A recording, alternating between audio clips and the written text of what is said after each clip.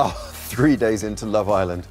I'm never going to get a wink of sleep in the next 2 months. I mean, you know me, I'm normally in bed at about 8:30 with ITV3, a bit of Murder, She Wrote or something. Do you know what I mean? But no, Love Island, that's what it's all about. And what a 3 days Missed it's last been. night. How was last night? Oh, it's a corker. So we've had, what, a new coupling, 2 dumpings, rejection, secrets revealed, and it's only day 3. It's like looking in a mirror for you, Kate. Is that why you're tittering away? But this was the moment that got me last night. If looks could kill, OK, so we had 2 new ladies introduced to the fray last night. Nice. They wouldn't be standing, frankly. We've got Georgia, of course, a student, and she's quite an event, that one, and solicitor Rosie. So they're in the fray, obviously, to stir things up a bit. And the original girls were banished to the roof with a warm bottle of Carver. I thought they were going to throw the bottle at one point. Let's look at them throwing evils at the new entrants.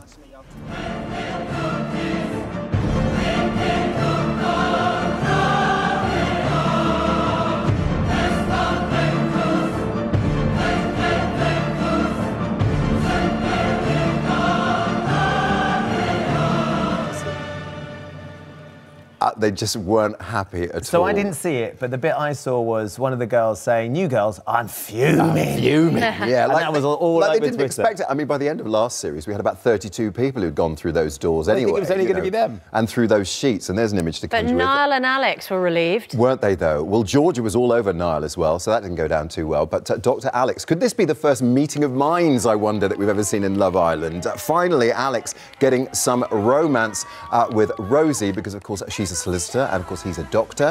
So we're thinking that perhaps that could everyone's be a mother-in-law is going to be pleased. Aren't they, though? Yes. There's a boy you could take home to your mother. So, yeah, indeed, all to play for still on Love Island.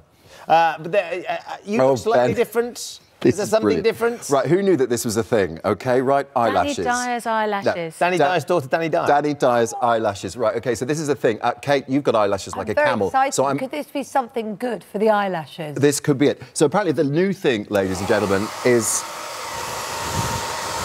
Oh, sorry, Joy, I thought I had a wind machine there. Is blow-drying your eyelashes. I mean, has anyone ever done that, right? Can you imagine Dani Dyer, the dad, Dani Dyer, walking in on his daughter and...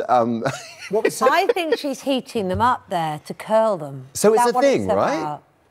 It'd be a nightmare if you had contacts, because if your hair goes in your eye... Oh, you'd have to take your jellies out, wouldn't you? You would, wouldn't you? But it's just the thought of Dani Dyer, as in the dad. She's just got really wet eyelashes. No, probably, but coming in and then... mascara, she was dyeing them, apparently. And so she was drying the dye. Right, I'm going to have to I think maybe we've talked about this too much. Yeah, let's crash on. Spandau Ballet, they have struck gold with their new lead singer, who I met for the first time yesterday as well. I had a great afternoon with the lads at the club Subterranea. They made a rapturous return to that stage last night, and of course the new singer is replacing Tony Hadley. Big shoes to fill, nevertheless. But how did they find him, I wonder? Take a look at this. So we're a 5-piece again. Yeah, we are. Spandau have been a staple in my dad's car since I was a little boy. That's gonna hurt, boys. His dad couldn't do the job, so... So he'd worked with Martin on the $1 Million Quartet. OK. OK, and Gary had sort of seen him on the internet, so he was already a shoo-in for the audition, but he did have to audition. But what we want to know is, of course, how does he sound? Unbelievable. Take a listen to this.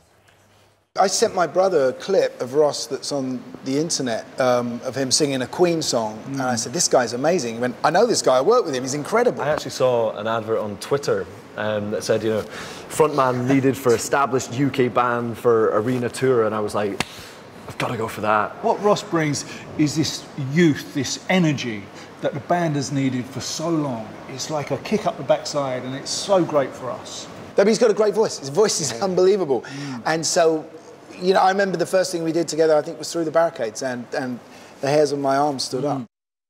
Martin Kemp, of course, still everyone's type on paper, and I think Ross will follow into his Honestly, if you could have watched fox, Susanna and Richard when the shots of Martin Kemp talking, on their jaw, it was like Love Island over here going, who's just walked into the island? I think my mother's still waiting for me to bring Martin Kemp home. Anyway, Spandau Ballet have announced a special one-off UK show in the Hammersmith Apollo on October 29th, and tickets go on sale this morning at 9 o'clock. Book yourself a seat. Fantastic stuff. The boys are on great form. Lovely stuff. Thank you.